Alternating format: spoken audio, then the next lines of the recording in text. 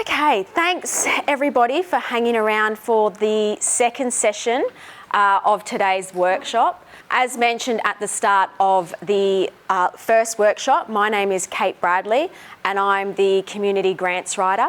The Community Grants Writer service is a free service that's available to all community groups and not-for-profits across the Western Downs region.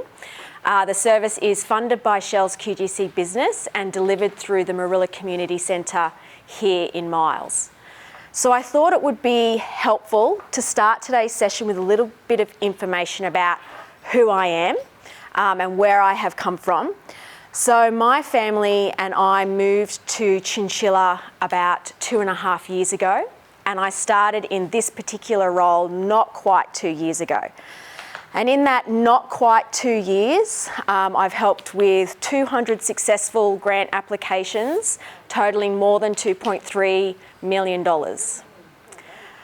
Before coming to Chinchilla, I spent 15 years in a strategic marketing role at a major university in Brisbane. So I have spent a lot of time selling a product that is very important to people. So a university degree is a big investment.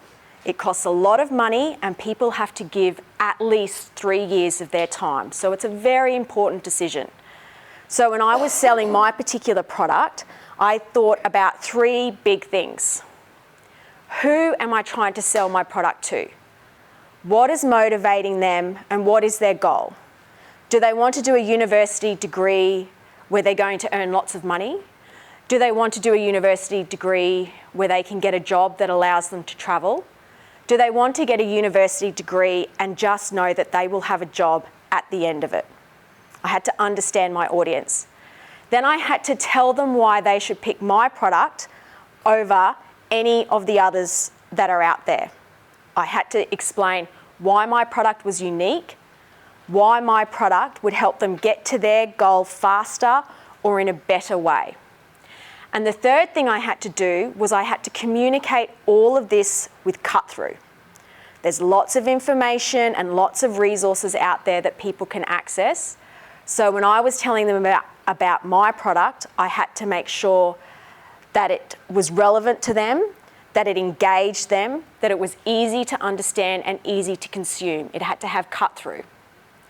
So as I'm sure you've all probably figured out where I'm heading now, those 3 things align really nicely with writing grant applications as well.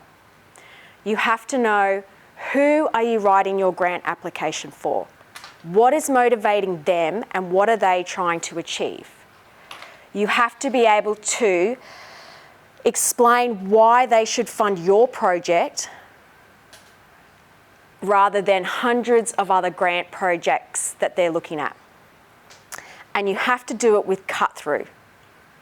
They're looking at words on paper.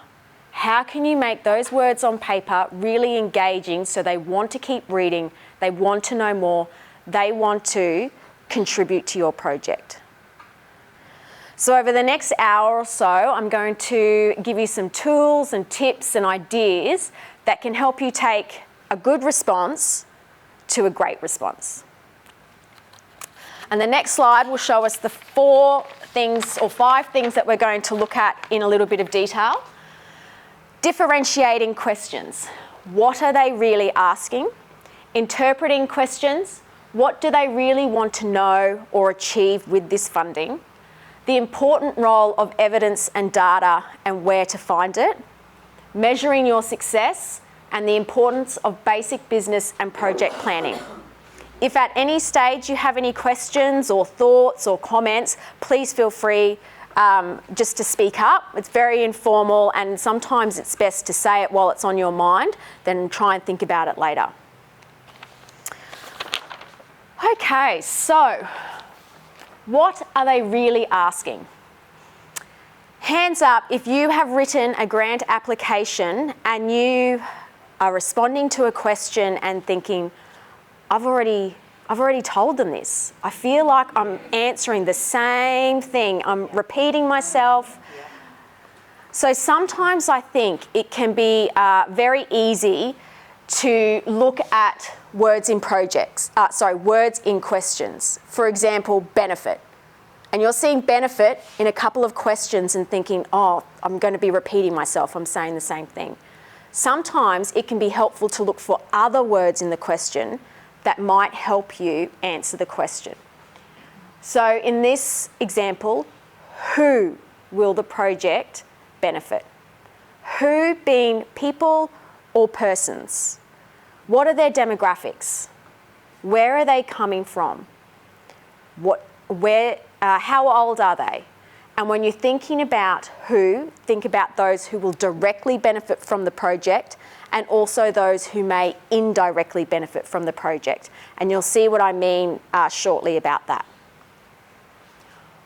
How will this project benefit the community?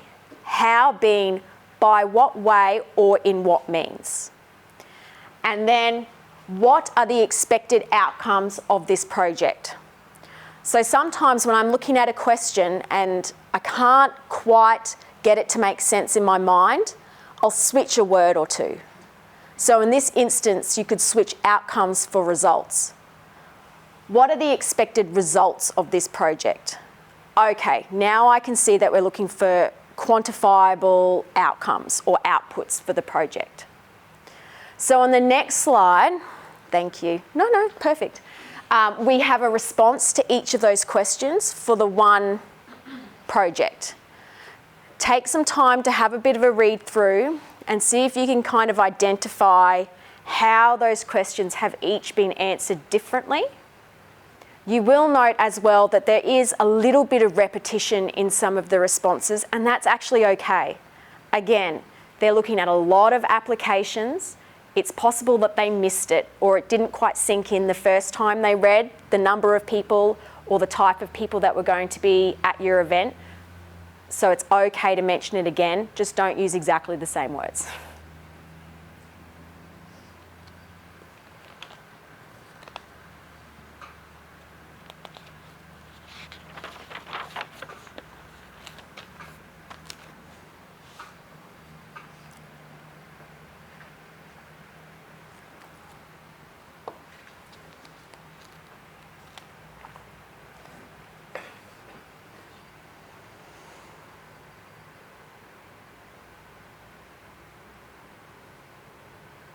So can you see how each of those responses are a little bit different and are answering the questions in a slightly different way? And it's giving the person who's reading the application a very clear idea about who will benefit, how it will benefit the community, and what the expected results or outcomes of the project may be.